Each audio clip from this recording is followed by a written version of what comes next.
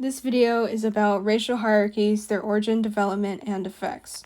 Racial hierarchies are based on the belief that certain racial groups are superior to others. During colonial times and following, racism was a way to separate those entitled to rights from those who were not, and a variety of racist ideologies and sciences justified these new hierarchies that supported imperialism, slavery, and oppression. Before the mid-1600s, not many Europeans referred to themselves as white. As this concept evolved and Europeans imperialized, the white identity grew as a way to identify themselves against everyone else, which united white colonists against the growing number of marginalized and exploited. Colonization in the Americas by Europeans began in 1492, and in order to provide labor for mines and plantations, the colonizers exploited native labor and later slave labor imported from Africa. Slavery has existed for centuries, although slaves in the Americas were different in that they were slaves for life, their status would pass down hereditarily, and they were considered property to be bought and sold in a system called chattel slavery. The transatlantic slave trade grew in the 16th to 19th centuries as the Native American population was depleted by disease and the demand for labor grew. Africans were transported on slave ships to the Americas, on which up to a third died, and then they were sold as property to white colonists. By treating natives and Africans as subhuman, Europeans forced them to labor as much and as long as possible in order to maximize production without affording them the same rights as the white population. In Latin America, the caste system was used to place mixes of races on the racial hierarchy, where mixes with white were highest, Native American lower, and black lowest. Latin America was settled more by men who had mixed-race children with natives and slaves, and they employed labor systems for natives like encomienda and mita, so there was considerable racial mixing between whites, natives, and imported black slaves. Policies of whitening were enacted in the early 1900s, where Latin American states encouraged European immigration to move towards what they considered a superior state of whiteness. Latin American intellectuals tried to distance themselves from American segregation by asserting that because of their mixture of races, race did not exist in Latin America. Even so, the idea of black, white, and indigenous races still play an important role, evident in the continuing anti-black and anti-Indian sentiments and their lack of social mobility as their caste system continues. Although because they aren't as distinct, their boundaries have more to do with cultural, social, and economic factors rather than strict biological considerations. In contrast to Latin America's racial hierarchy, there is a strict distinction between black and white. More families settled in New England as they often settled for religious freedom. Instead of incorporating Native Americans into labor systems, British colonists' goal was to eliminate them from their land. The male-to-female ratio in slaves was fairly balanced, so uniquely in New England, the slave population grew outside of the slave trade. Because of these factors, populations grew or existed independently of each other, and there was little racial mixing, so there was a clear distinction between races.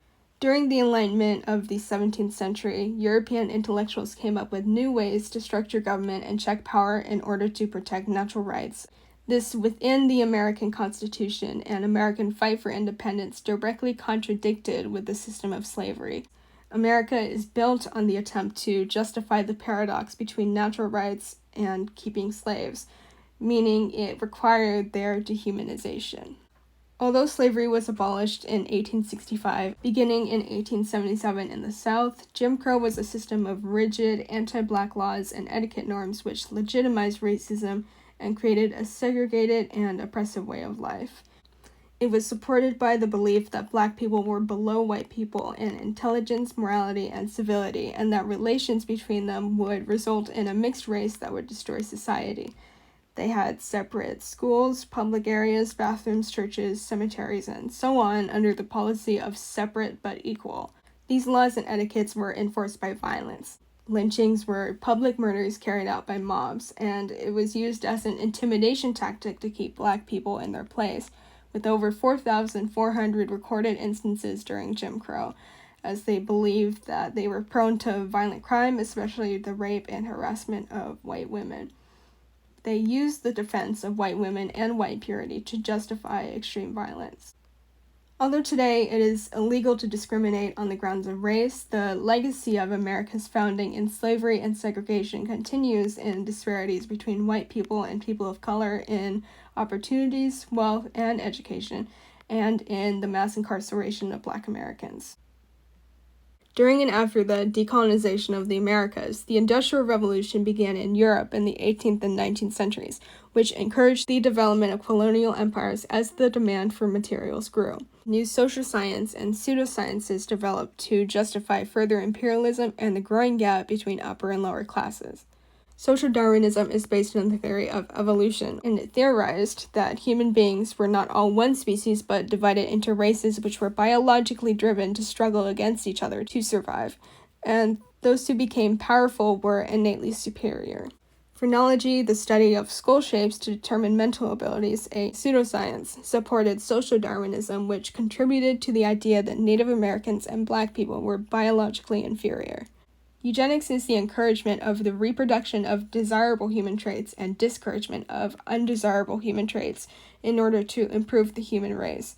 It was used in policies in the early 20th century in Scandinavian countries, Britain, and the US, where people in good health were encouraged to reproduce, while people with incurable diseases and disabilities were discouraged or completely prevented by forced sterilization. Eugenicists also sterilized those considered socially inadequate, considerations which came to include racism, classism, and sexism. In the United States, white elitists believed they had naturally higher IQs, and 60,000 people in the US were involuntarily sterilized during the 20th century. The culmination of social Darwinism and eugenics was in Nazi Germany during World War II. During the Great Depression, Germany was hit especially hard, and Nazis became popular as they promised to pull Germany out of the Depression and blame Jews for their economic struggles. Informed by eugenics in the United States, they involuntarily euthanized people with incurable mental and physical conditions, and encouraged selective breeding for the Aryan race, the athletic, blue-eyed, and blonde.